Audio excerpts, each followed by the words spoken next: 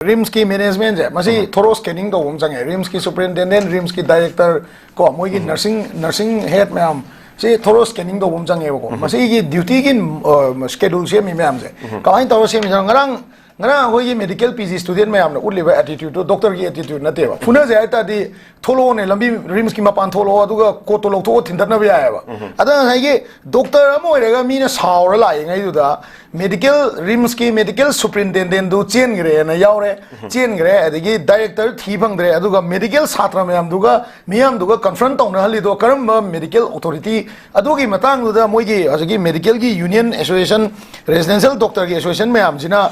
kenoda director RIMS ta chithi am da ida jala ba why you have left us noi akoi langthoma ga sugum situation amada RIMS ki oiba PRO mayam am le ngani magi medical director sing duga punba mayam le ngani moina confront to wai mauta kaido bagi medical satra mayam duga miyam duga phuna bagi maung da security confront ke do wai to holin wai si khwai gi chawba question ne ba si moi karai lege ba du timing da ko RIMS ki sole authorities e kana no director RIMS ne ba magi office tam tang chala yengo maung da pi ba security ku pi je ma de ta mayam na hala do tupa do du Mon piece, man, Pummy is a public office, public office or Itadi, man, highly approachable with them. Pin the Omega, the Mirata Toga, Manachanga, Ekedorga, a lady law, Paminasi, Laukaito, no, Dr. Ruko, report to Yenge, Man, Haimam, the Nevo, Aduasi, Karinumita,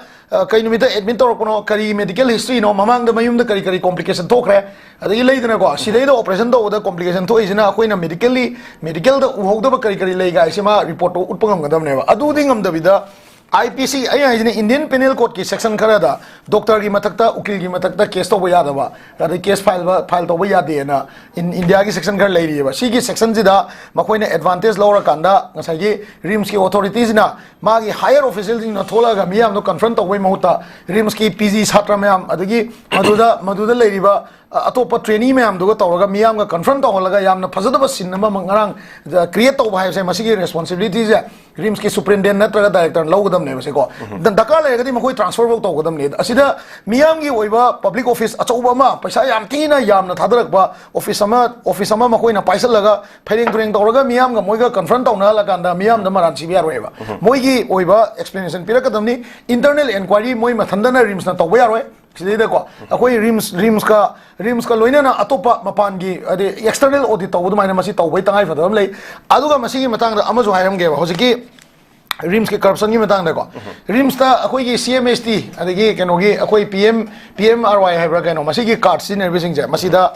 top तोंगानबा ngसाई corpus fund ने नम लेबा हाइबा corpus fund जिदा अकोई CMST card तगी पैसा थादोक खुदिंगी नत्रगा लौब खुदिंगी पैसा से कएबको सिगी कईबा पैसा सिगी मतंग दा कनागुंबा family अमना को वारी सागे ने चंगु कांदा उनहंदबा नत्रगा मसी कईदोई कईनो हाइदो genuine justification पीदबा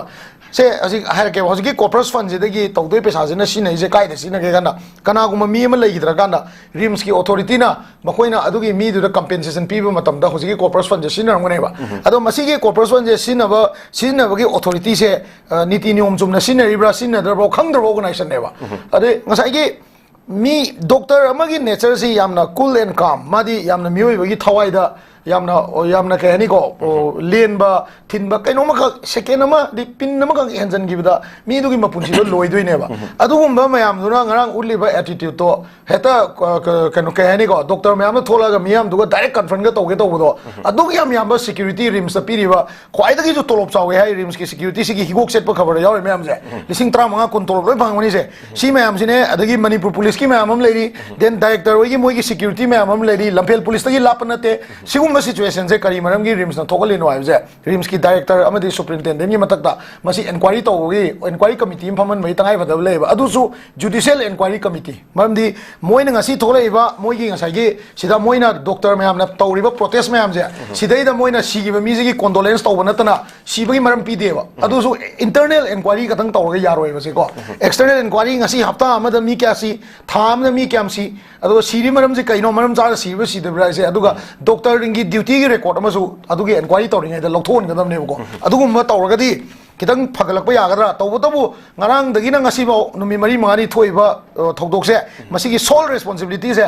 particular director and superintendent moi ani na responsible oina logadamni mi sibadugisu logadamni doctor phuram badugisu logadamni maramdi moi ani na thola ga confront tawr magadi miyam do phada na ba wari sar magadi report to yengmi nagisi kot kisi pung tara changasu pung kumari changasu tawtare na miyam gi tabakne miyam na pen data di tawtare na ko adu tawbangam dawa adu gumba director superintendent se makoi gi mathak ta action lobai tangai phada se am chaw le na smain tamse doctor gi mathak ta case to ba ya da ba doctor da khut tha ba ya da ba india gi IPC le ba ko du le benina madi judicial committee implement de yaroi ba khoi gi ngasai gi keno sina high court through high court ta tor kana khoi gi pen da ma am je numitu da director do sumaina ma khoi ga theng gi de khoi na wari san je da ma tholak te ma chen gi adai si doctor se ma normal loin le ram na te ma litrin nung da lot la ga le ram ni matam du da ma gi ngasai gi moi gi security me am do kadai le adu ga khoi da gi nuai tri kai no ga na doctor sing se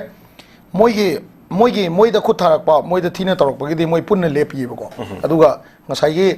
hojiki lairiba patient ani hum lai gi da bje sigi matang da di rims ta moina inquiry committee ma phamalo adu phamalo na moi gi side ta gi doctor gi image se yam thi dore rims se toina mi si jale moi gi matak ta complaint yam lai re na moi asi gi se masana yaning driba kanum tawri ba doctor sing je ko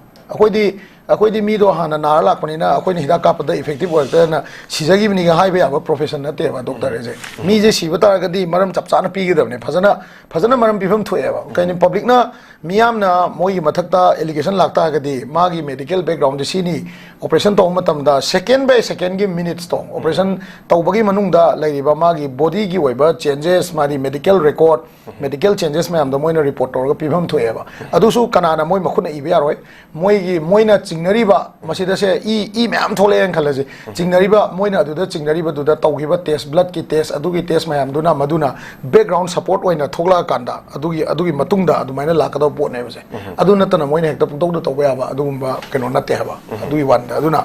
ngasai gi inquiry committee ba phaman ban natan atopo option laite ba sigi